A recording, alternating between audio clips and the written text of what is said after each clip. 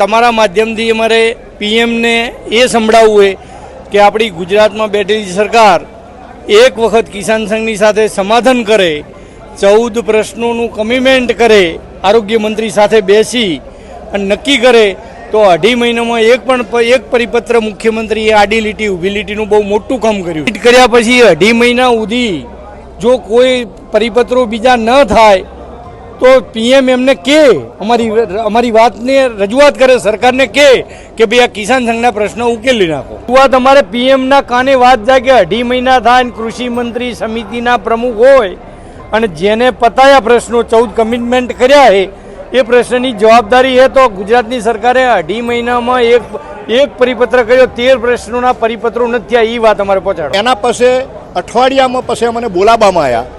એ ટાઈમે પણ 3 મંત્રીઓની હાજરીમાં જે ખેડૂતોના નડતા 21 પ્રશ્ન, એમાંથી 14 પ્રશ્નનો અહીંયાની નિર્ણય લીધો કે આ 14 પ્રશ્ન તમે અમે જીઆર પાડશે, એમાં 15 દિવસ લાગશે.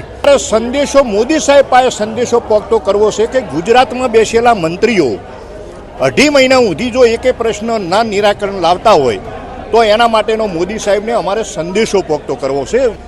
કે અત્યારે તમે જોયું તો પ્રદેશવાળા નથી જતા એવું રે, ખેડૂતમાં એક નારાજગી ઊભી થાય કે સરકાર શા માટે અમારા પ્રશ્ન હલ નથી કરતી.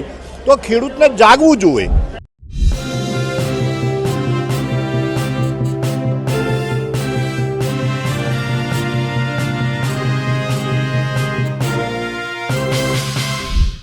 વડાપ્રધાન નરેન્દ્ર મોદી ગુજરાત આવી રહ્યા છે, એ પૈકી તેઓ બનાસકાંઠા પણ જવાના છે.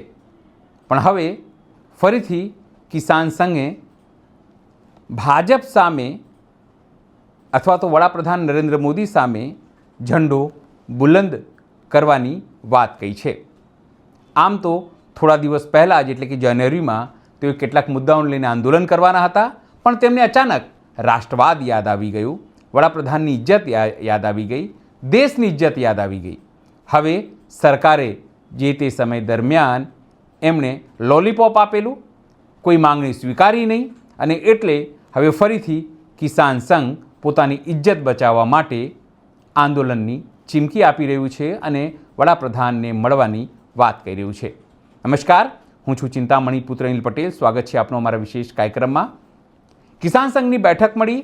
બેઠકમાં નક્કી થયું કે જે 14 મુદ્દાઓની વાત સરકારે સ્વીકારવાની વાત કરી હતી જાન્યુઆરીમાં અને આંદોલન મોકૂફ રખાયું હતું, હવે એમાંથી કોઈ પણ માંગો સ્વીકારી નથી.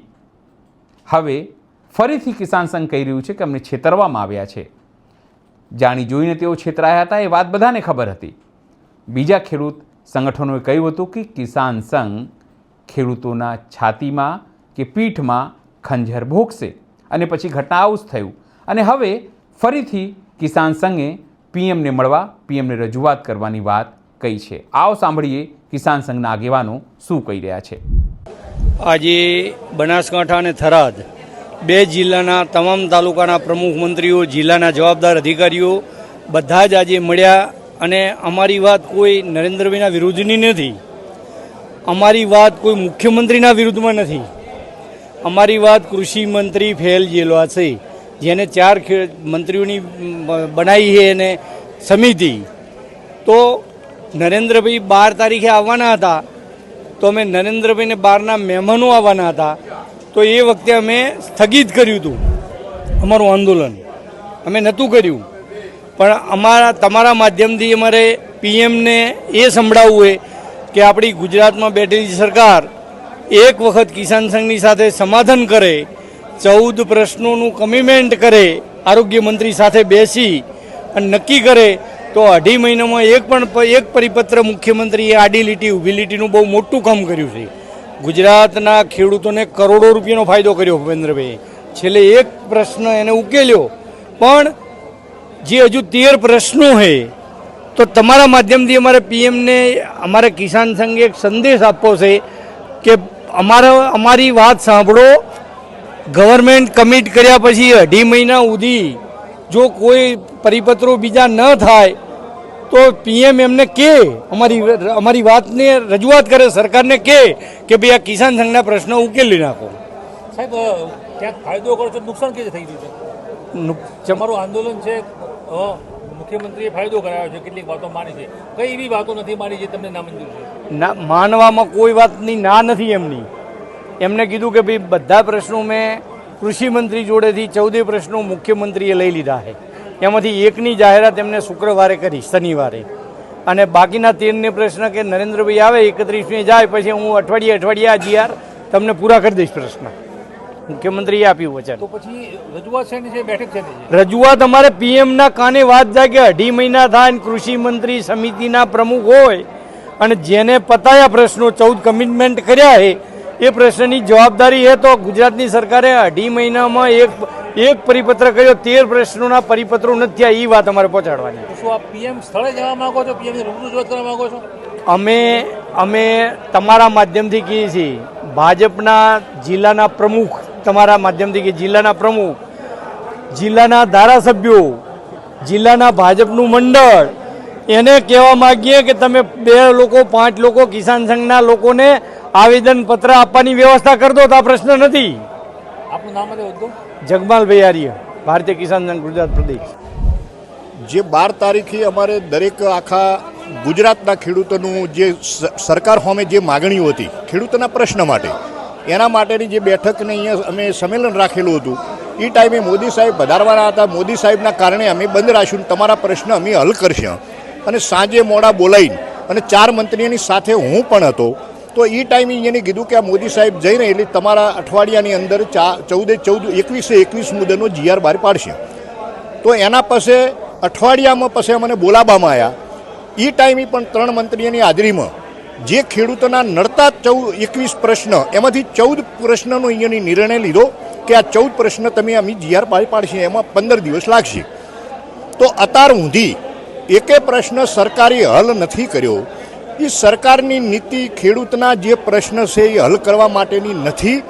એટલે એના માટેની આજ બેઠક હતી. મોદી સાહેબ આવે, વડાપ્રધાન આવતા હોય બનાસકાંઠામાં તો ખરેખર વેલકમ છે, એમના માટે અમને ખુશી છે. પણ અમારે સંદેશો મોદી સાહેબ પાસે સંદેશો પહોંચતો કરવો છે કે ગુજરાતમાં બેસેલા મંત્રીઓ 2.5 મહિના સુધી જો એકે પ્રશ્ન ના નિરાકરણ લાવતા હોય તો એના માટેનો મોદી સાહેબને અમારે સંદેશો પહોંચતો કરવો છે. મોદી સાહેબનો અમારે વિરોધ નથી. હવે એ અમારે જે કોર કમિટી જે વિચારશે એ રીતે સંદેશો પહોંચશે. 4 મંત્રીઓ ગુજરાત સરકાર પર વિશ્વાસ નથી એટલે આપણે મોદી સાહેબ રજૂઆત કરી, એ વાત છે? હા, જે મંત્રીઓ 4 મંત્રીઓની બેઠક અમારે અવારનવાર જે 3-4 વખતથી અને આજકાલ 10 દિવસની અંદર નિર્ણય આવશે. તો એ નિર્ણય અત્યાર સુધી નથી આવેલી. ખેડૂતને સ્વાભાવિક છે કે અત્યારે તમે જોયું તો પ્રદેશવાળા નથી જતા એવું રહે. ખેડૂતમાં એક નારાજગી ઊભી થાય કે સરકાર શા માટે અમારા પ્રશ્ન હલ નથી કરતી. તો ખેડૂતને જાગવું જોઈએ, વિરોધ માટે નહીં. સરકારને મોદી સાહેબના કોની વાત જાય કે ગુજરાત સરકારમાં આ પરિસ્થિતિ ખેડૂતો માટે અન્યાય થઈ રહ્યો છે, એના માટેનો એક અમારે સંદેશો પહોંચતો કરવો છે. આખરી સવાલ, કયા મંત્રીઓ સાથે બેઠક થઈ અને કયા મંત્રીઓ ખેડૂતોનો વિશ્વાસ જીતવામાં ગુજરાતના નિષ્ફળ રહ્યા? 2 વખત તો કનુભાઈ હતા, ઋષિકેશભાઈ હતા, મોઢવાડિયા સાહેબ હતા, જીતુભાઈ વાઘાણી હતા. એમની સાથે બેઠકથી 2 વખત જીતુભાઈ વાઘાણી, ઋષિકેશ અને મોઢવાડિયા સાહેબ, આ રીતની બેઠકથી અવારનવાર મંત્રીઓ 4 મંત્રીઓની સાથે અમારી બેઠક થઈ. અને એ ટાઈમે એમને કીધેલું કે અઠવાડિયા 10 દિવસની અંદર જેટલું ઘટતું થાય એટલું અમે જીઆર બહાર પાડશે. નુકસાન શું થઈ રહ્યું છે આ જો પ્રશ્ન નિરાકરણ ના આવે? હવે આ પ્રકરણમાં આજે જો નિરાકરણ ના આવે તો ગુજરાતની અંદર, બનાસકાંઠા નહીં, ગુજરાતની અંદર ખેડૂતો આક્રોશમાં આવશે. આ પ્રશ્ન એક બનાસકાંઠાના નથી, આ પ્રશ્ન આખા ગુજરાતના છે. પણ એક બનાસકાંઠાના ઓગણે આવે છે. એટલે મોદી સાહેબને મહેમાન તરીકે સ્વીકારીને એમને કોની વાત નાખવી છે. ગુજરાતની સરકાર ખેડૂતને કોઈ આલવા માગતી નથી અને વચન આલેલા પણ પાલન નથી કરતી. કોરાભાઈ જે ચૌધરી, હું ભારતીય કિસાન સંઘ ગુજરાત મંત્રીની મારી જવાબદારી છે. કિસાન સંઘનું વલણ અને કિસાન સંઘની વાતો ઉપર આપણો કેટલો વિશ્વાસ છે, જરૂરથી મારા કોમેન્ટ બોક્સમાં કોમેન્ટ કરજો. એ સિવાય અમારી યુટ્યુબ ચેનલ લાઈક કરો, સબસ્ક્રાઇબ કરો, બેલ આઇકન દબાવો. સાથે અમારી વેબસાઇટ છે www.gujaratplus.in, ત્યાં પણ તમે વધુ અપડેટ થઈ શકો છો. અત્યારે માટે બસ આટલું જ. નમસ્કાર.